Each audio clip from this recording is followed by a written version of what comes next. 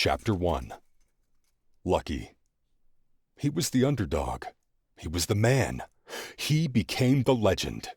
Outcast. I don't fit in. I try and I try. I don't fit in. I try and I try. The rest are all in. They're ins and I'm out. I don't fit in beyond the shadow of a doubt. I'm thinking, but what can I do? So that I fit in like the rest, like all of you. I just want to be normal, loved and belong. I just want to fit in, but it's my size.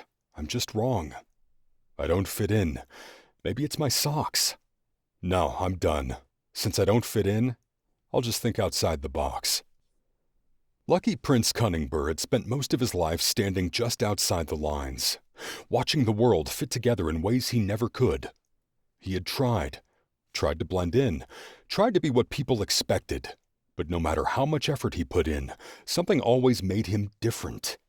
And for a while, he questioned it, wondered if there was something wrong with him, but over time, he stopped chasing validation and started embracing the space he occupied. If he didn't fit in, so what? He would stand apart. He would observe, learn, and navigate the world on his own terms. He understood people not by mimicking them, but by studying them, by seeing them for who they were, not who they pretended to be. He didn't need to belong to understand his worth. Solitude became his strength, and thinking outside the box became his advantage. Luckì wasn't an outcast. He was an observer, a strategist, and above all, his own person. He was an accomplished man, though many wouldn't expect it from someone so seemingly timid.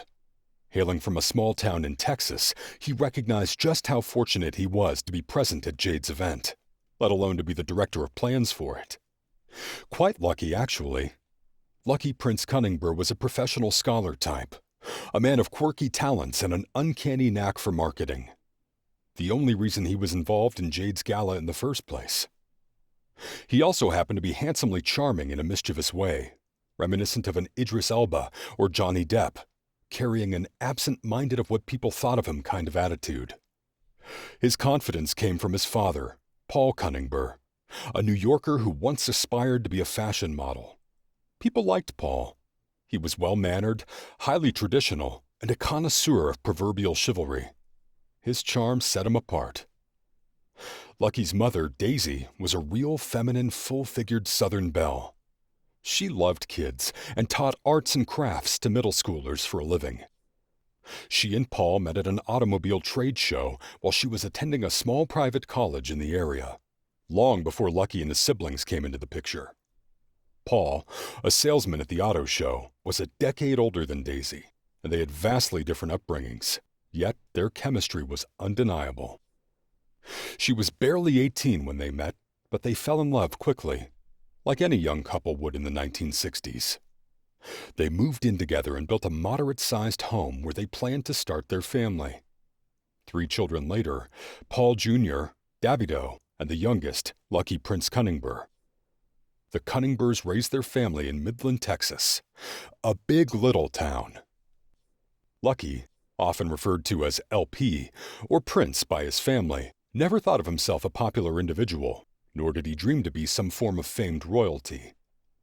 Nearsighted, he never functioned properly without his big square glasses, so he always carried them everywhere he went, along with other essentials like his inhaler, a pen, and his favorite possession, a multicolored rabbit's foot keychain. He swore it brought him luck. To say the least, Luckì was a corny kid. He wore a red bow tie, a white short-sleeved shirt, black suspenders, and khaki shorts to school every single day. Throughout college, Luckì wore variations of his school's store clothing, sweatshirts and khaki shorts or pants, all paid for by his parents. It became his self-assigned uniform. Unlike his dad and the majority of his peers, fashion wasn't a priority for Luckì. Dating, however, was an interest, though Luckì was no Casanova. A fashionless fashionist, as he jokingly called himself during lunch while sitting with other nerds. Luckì thought by keeping the same hairstyle and apparel, he wouldn't have to think too much about his appearance.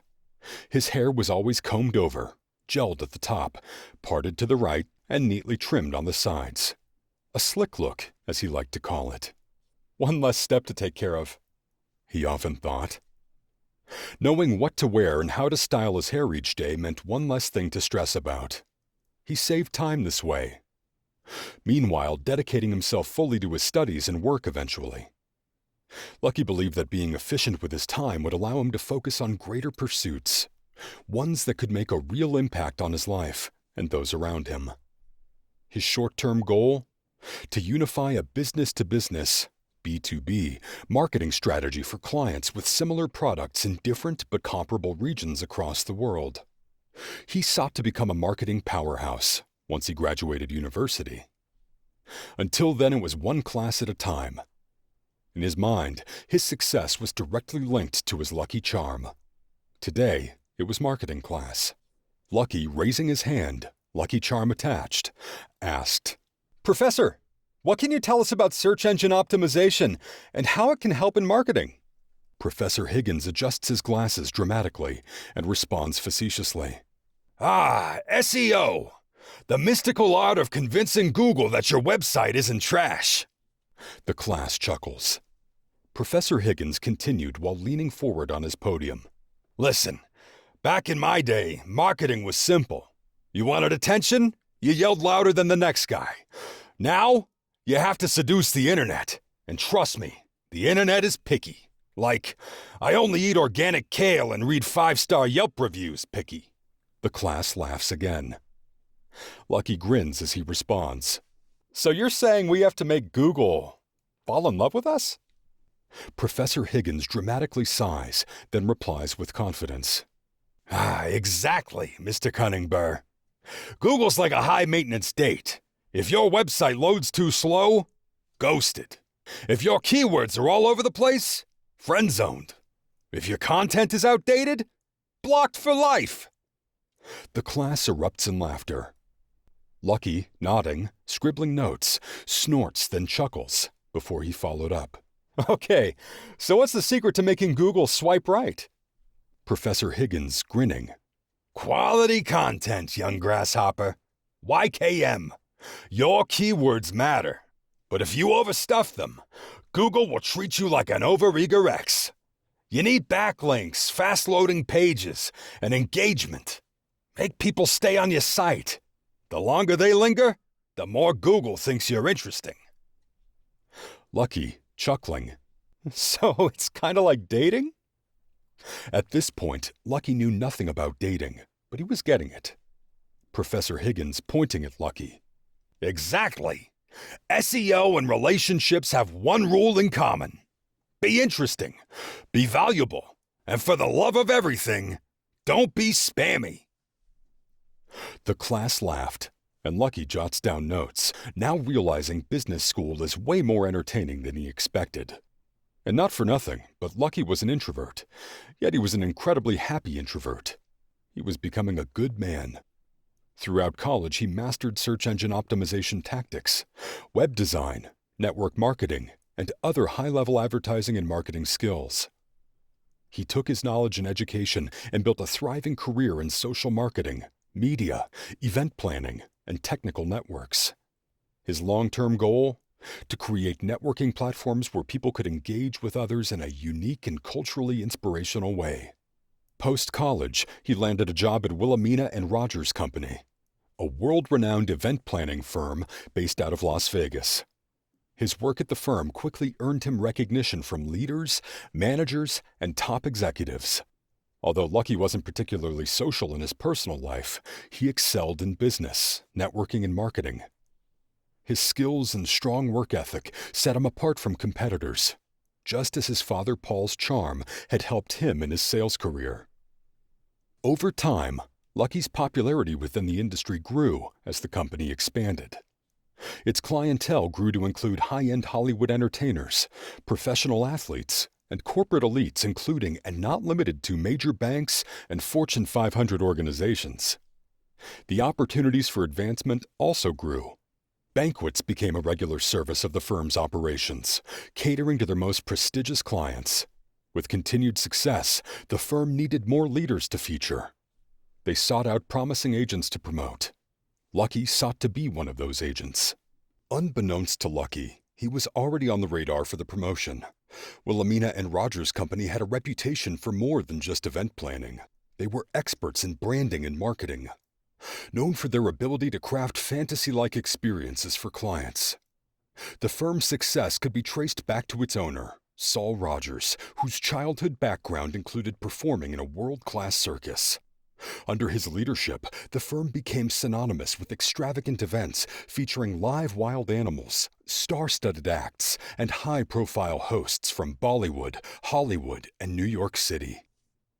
Saul thought of Luckì Prince Cunningbur as a younger version of himself. Despite Lucky's rising success, he remained a humble, somewhat corny and single man. Though respected at work, he had yet to master the art of dating.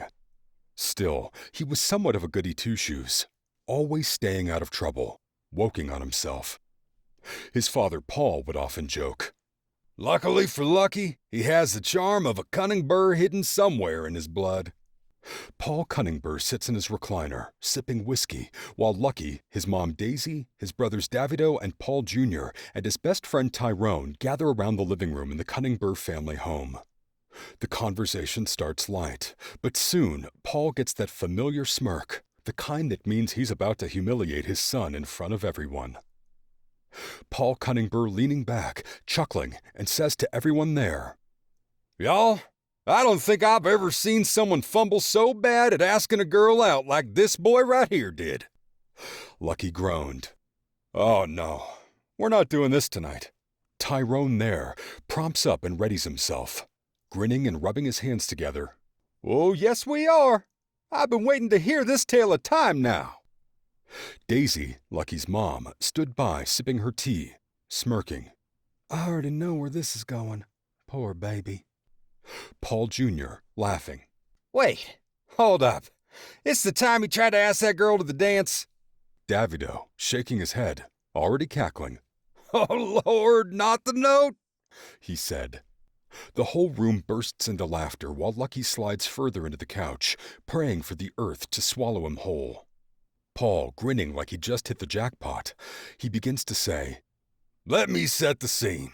My boy here, full of nerves, comes to me for help."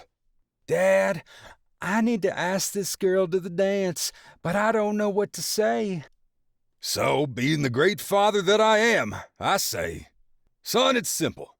Walk up, look her in the eye, and say, 'Hey, beautiful.' Use your deep voice, and son, she'll ask you to the dance."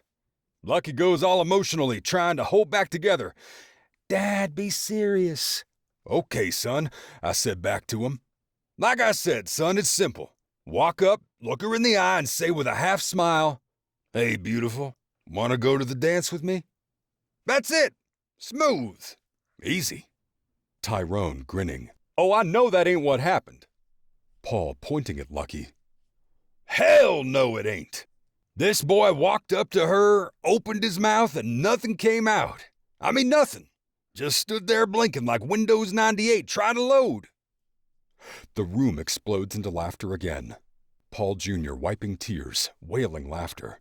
"Not Windows 98. My man was buffering." Daisy laughed, shaking her head. "Boy, you did not just freeze up like that," Lucky muttered, shaking his head. I was working up to it." Paul, laughing even harder. "Working up to what? Boy, you looked like you forgot English.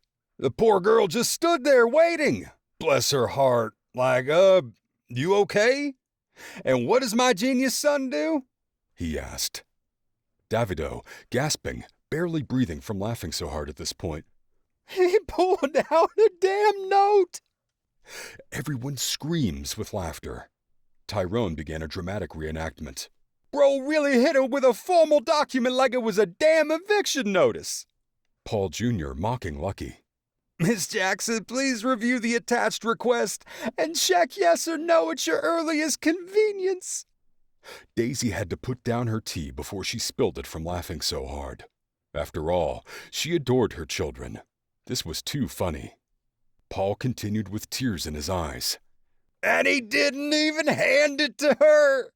He just dropped it in her hands like it was some evidence in a damn crime scene." The laughter grew out of control now. Davido wheezing. Paul Jr. is on the floor, and Tyrone is wiping tears while holding his stomach, mouth wide open, all wailing. Luckì, groaning, says, "Y'all acting like she didn't say yes, though." Paul raising a hand, still laughing. That's the craziest part. She actually read the note, looked up at him, and said, "Okay." Tyrone clutching his chest. Man, that was straight pity, yes. She saw you struggling and was like, "Let me save this boy's life." Daisy is smiling. At least she had a good heart.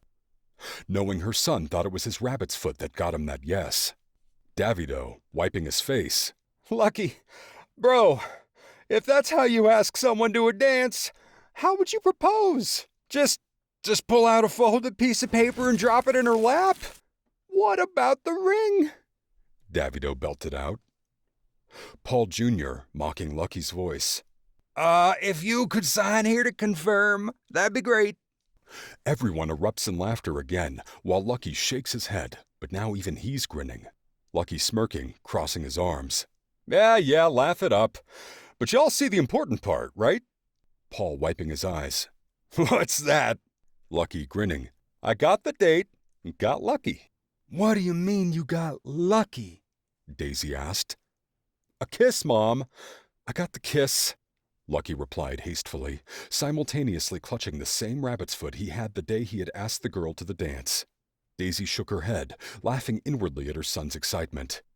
The room quiets for half a second before everyone groans and throws pillows at him while he laughs victoriously.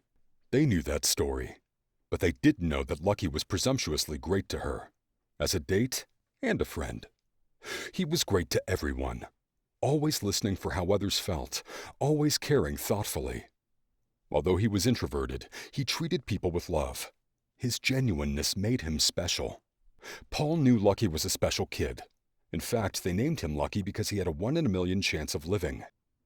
As he became an adult, somehow he would always be at the right place at the right times. Outright lucky. One day, Wilhelmina and Rogers Company was hired to plan and promote Jade Star's gala. Luckì was personally selected by Saul Rogers himself to lead the event, a decision that shocked many within the firm. Make sure you have your lucky charm on you when you're planning this one. Saul laughed as he handed the assignment to Luckì. In fact, bring that rabbit's foot with you to the gala. Oh, and get some contacts, he added with a grin, beginning to believe in the merit of Lucky's luck charm. Meanwhile, his co-workers were far from pleased. Many of them felt overlooked. To them, Luckì was an outsider, estranged from Hollywood's elite. A swaggerless joke, as some put it. They mocked his lucky charm, claiming he certainly wasn't lucky when it came to women. But what was done was done. He had been chosen by the guru, and Saul never made a decision twice. The entire Wilhelmina and Rogers Company staff was stunned. Not just because Luckì, a man who cycled through 3 suits and the same hairstyle 5 days a week, was chosen to lead such a high-profile event, but because of who wasn't chosen. They overlooked a few senior staffers for Luckì. The firm boasted retired sports legends, NFL and MLB Hall of Famers, as well as seasoned Hollywood actors, and celebrated event planners as agents. Yet none of them had been picked, but all of them doubted Luckì, except Saul Rogers and his assistant. They were certain that Luckì would deliver. So was Luckì.